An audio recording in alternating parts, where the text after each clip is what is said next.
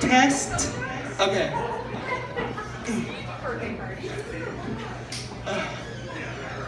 Falling in love in Paris is such a cliche.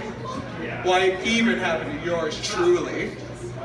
But cliches are so important in a phony world. Speaking of love, what is it but an allergic reaction to the correct lighting? Why, under the right circumstances and on the right drugs, I could fall in love with a chair.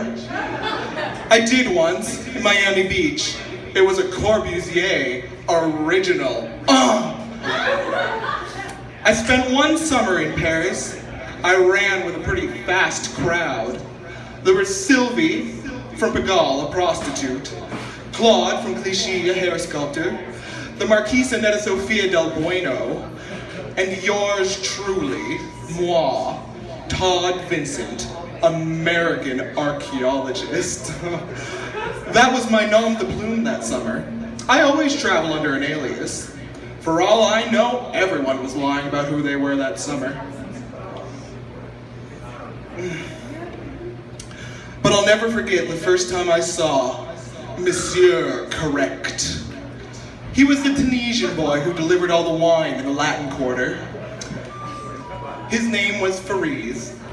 The first time I saw him, he was striding barefoot down Rue Madeleine with a big crate of Beaujolais Nouveau over one shoulder like a pirate with his booty.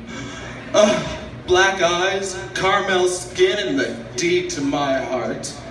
Toot La Gang said he was straight, but I don't care if you're from Canada, Holland, or Togo. If you're gay and our eyes meet, it's message received.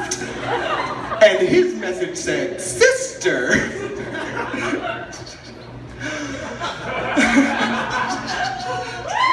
I figured he had to stay in the closet because he came from such a strict Muslim family. Luckily for me, they liked me. His father thought I was a woman. It's funny. Luckily for me, he was the first man who ever thought I was macho. I know what you're thinking. What, was he blind? No, deaf. With me, hearing is believing. It's the lisp. Such a fuss over a few extra S's. But we had no problem communicating. I just got through to him the way I get through to everyone. With my hands. He was wildly interested in archaeology, so I hired him as an assistant at a dig I was conducting in a public toilet. We were looking for evidence of a Roman tea room, and we found it. One day, my suspicions about Fariz and the ruin proved correct. We uncovered a scroll depicting Alexander the Great getting a handjob from his lover Darius. Fariz could read cuneiform, so he translated. As he read the story under the hot Parisian sun, we both became aroused. I grabbed at his flimsy cotton pants and ripped off his rope belt.